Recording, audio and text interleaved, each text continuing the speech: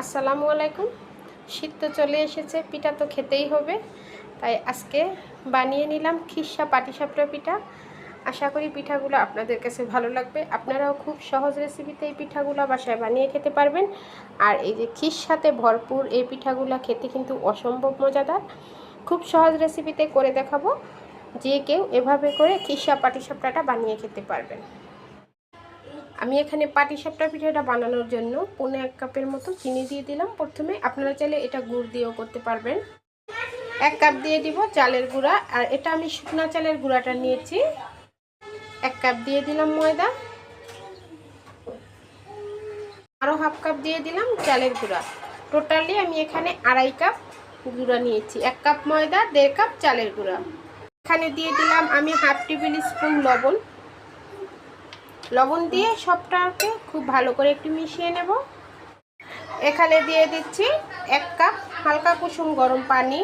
Cup পানি দিয়ে দিলাম। এখন আরেক কাপ পানি দিচ্ছি। আমি অল্প অল্প করে পানি দিয়ে ডোটাকে রেডি করে নেব, তবে এখানে হালকা কুসুম গরম পানি দিব।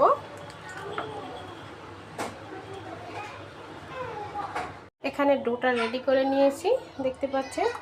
আর আপনারা এখানে চাইলে লিকুইড দুধ দিয়েও কিন্তু এই ডোটা রেডি করে নিতে পারেন।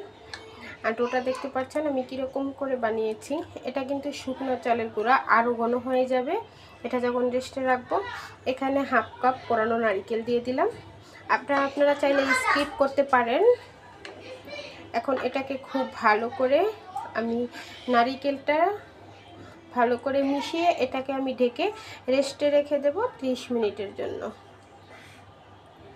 এখানে আমি খিরসাটা রান্না করব পাটিসাপটার জন্য, তাই আমি এই দুধটাকে আগে থেকে অনেকটা পরিমাণে জাল করে ঘন করে নিয়েছি। এখানে 2 লিটার দুধ ছিল প্রায়। এখানে এখন হাফ লিটার থেকে একটু বেশি দুধ আছে। এটাকে আমি আরেকটু জাল করব। এখানে দিয়ে দিব আমি চিনি। আমি কিন্তু এখনও চিনিটা দেইনি। এখানে 1/4 কাপ চিনি দিয়ে দিলাম আমি। আপনারা মিষ্টির পরিমাণটা চাইলে কমিয়ে বাড়িয়ে দিতে পারেন।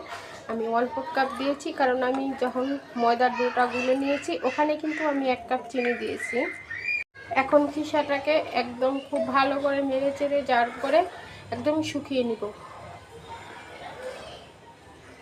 আপনারা চাইলে এখানে 1 টেবিল চামচ চালের গুঁড়া বা 2 টেবিল চামচ সুজি দিয়ে খিরসাটাকে ঘন করে নিতে পারেন। আবার ওটা দিতে না চাইলে 1/4 কাপ গুঁড়া দুধ দিয়ে মিশিয়ে নিলে খুব ভালো করে সুন্দর একটা খিরসা হয়ে যাবে। এখানে আমি কিছুই দিব না, দুধটাকে জাল করে ঘন করে একদম খিরসাটা বানিয়ে নেব। এখানে আমার খিরসাটা রেডি হয়ে গেছে, দেখতে পাচ্ছেন। এটা কিন্তু চুলা থেকে নামালে অনেকটাই ঘন হয়ে যাবে।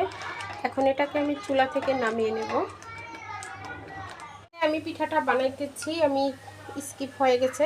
একটা ননস্টিকের কড়াই নিয়েছি, কড়াইটাতে একটু অয়েল ব্রাশ করে নিয়েছি, নিয়ে ডোটা দিয়ে দিলাম। দিয়ে একটু শুকিয়ে যখন শক্ত হয়ে গেছে তখন আমি যে খিরসাটা বানিয়ে রেখেছিলাম খিরসাটা দিয়ে দিব। খিরসাটা দিয়ে এখন খুব আস্তে আস্তে হাতের সাহায্যে পিঠাটাকে রোল করে নেব। আর এখানে আমি ডোটার ভিতরে 3 টেবিল চামচ গুঁড়া দুধ দিয়েছিলাম, দিয়ে একটু খুব ভালো করে মেখে নিয়েছিলাম। এখন আস্তে আস্তে ডোটাকে আমি রোল করে নেব। এই যে দেখুন আমার পাটিসাপটা পিঠাটা হয়ে গেছে। এই যে একটু কাছ থেকে দেখাচ্ছি, দেখুন। এই যে দেখুন আমি আবার দেখাচ্ছি প্রথম থেকে। এই যে আমি অয়েল ব্রাশ করে নিয়েছি, আর এখান থেকে দেখুন আমি 2 চামচ ডো দিয়ে দিলাম। দিয়ে কড়াইটা হাতলটা ধরে একটুকুনি এটাকে মেলে দেব। দেওয়া হয়ে গেলে অপেক্ষা করব একটু শক্ত হওয়া পর্যন্ত। একটু শক্ত হয়ে গেলে এখন এখানে দিয়ে দিব আমি খিরসাটা। দিয়ে সেমভাবে আগের মতো রোল করে পাটিসাপটাটা বানিয়ে নিব। এভাবে করেই আমি সবগুলা পাটিসাপটা বানিয়ে নেব। পিঠাগুলো বানানো হয়ে গেছে, আবার অলরেডি খাওয়াও শেষ হয়ে গেছে। এই যে দেখুন পিঠাগুলো কতটা লোভনীয় হয়েছে। আমি একটা পিঠা আপনাদেরকে ভেঙে দেখাচ্ছি কতটা লোভনীয় হয়েছে।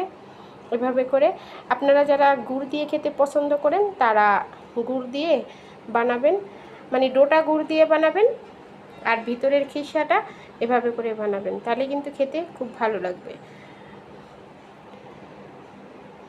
দেখলেন তো কত সহজে এই খিসা পাটিসাপটাটা বানিয়ে নিলাম। আশা করি রেসিপি ভালো লাগবে। রেসিপি ভালো লাগলে লাইক কমেন্ট এবং আমার ভিডিওটা শেয়ার দিতে ভুলবেন না। আর যারা আমার ইউটিউব থেকে দেখছেন তারা অবশ্যই আমার চ্যানেলটাকে সাবস্ক্রাইব করবেন, পাশে থাকা বেল আইকনটা ক্লিক করবেন, তাহলে খুব সহজে নোটিফিকেশন পেয়ে যাবেন। আল্লাহ হাফেজ।